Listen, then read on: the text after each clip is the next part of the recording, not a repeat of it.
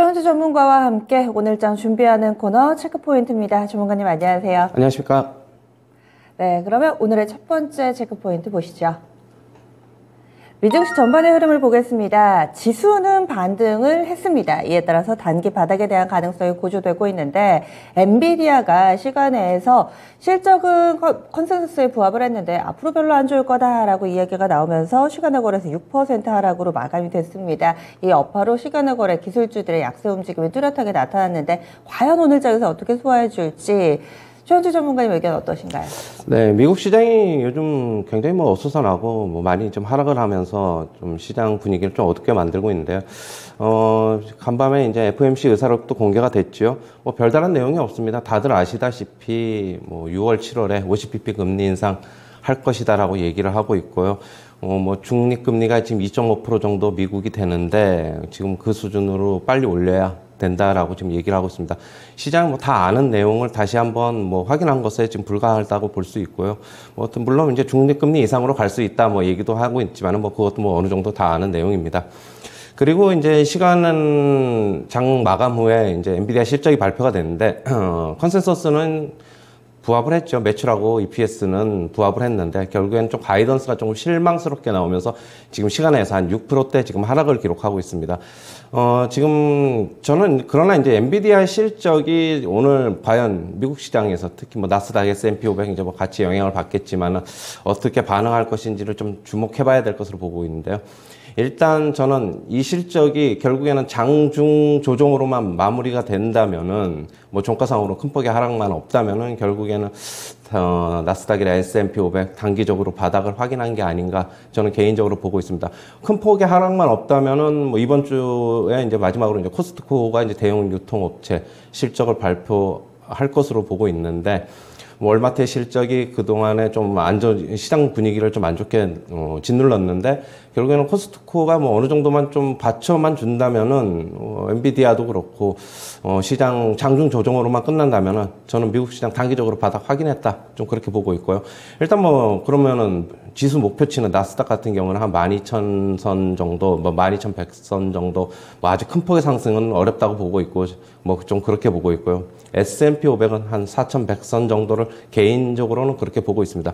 그리고 지금 미국 시장 계속적으로 글로벌 IB들이 목표가 하향을 지금 내놓고 있는데요. 지금 하지만 주가는 무덤덤하거나 상승하거나 오히려 지금 반대로 반응을 하고 있어가지고 어떻게 본다면은 이제는 조금 단기적인 바닥권이 아닌가라고 개인적으로는 그렇게 볼 수 있습니다. 오늘 국내 시장 같은 경우에는 한국은행에서 금리 인상 여부가 이제 결정될 것으로 보고 있는데 25bp 금리 인상 할 것으로 보고 있습니다. 물론 빅스텝만 아닌다면은 저는 개인적으로는 국내 시장 별다르게 영향 없을 것이다라고 보고 있고요.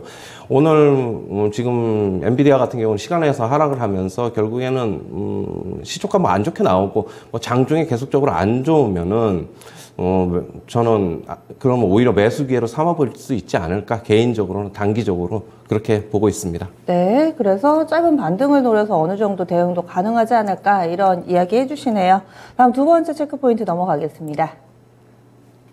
요즘에 투자 소식 여러 번 좀 이야기를 해주시는데 현대차 그룹의 대규모 투자 소식은 얼마 전에 나왔고요. 이와 관련해서 계속해서 시장의 반응은 나오고 있습니다. 어떻게 활용할까요?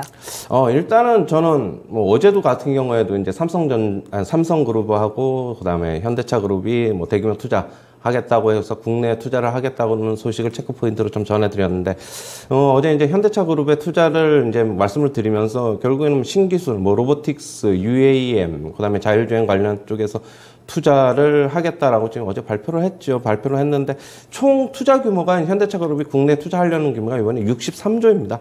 결국에는 전동화 사업에 16조를 투자하고 나머지 신기술 아까 로보틱스, UAM, 자율주행 쪽에 9조를 투자한다면 총 25조입니다. 그러면 나머지 38조는 어디로 갈 것이냐를 좀 봐야 되는데 결국에는 38조 원이 우리가 그동안에 이제 내연기관차를 어떻게 보면은 좀 그쪽에 낙수 효과가 없지 않겠느냐라고 봤지만은 38조에는 여전히 내연기관차하고 고객 서비스 향상에 투자를 하겠다고 밝힐 만큼 내연기관차 부품사 협력업체들에게도 역시 낙수 효과는 돌아갈 것이다. 그렇게 보고 있습니다.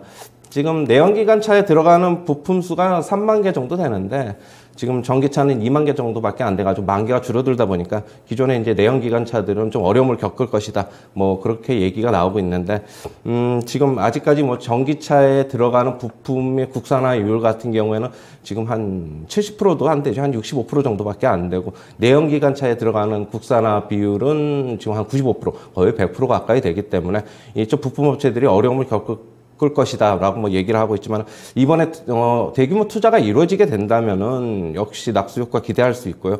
지금 25년에도 현대차 그룹 같은 경우에는 25년 정도까지는 아직까지 내연기관차가 한 80% 정도를 시장에서 더 많이 팔릴 것이다. 그렇게 보고 있습니다. 뭐 전기차가도 많이 팔릴 것이지만 그때까지는 한 20% 정도밖에 안 팔릴 것이라고 보고 있어가지고 내연기관차 부품 업체들 같이 끌고 가려는 움직임 그렇게 보고 있어요.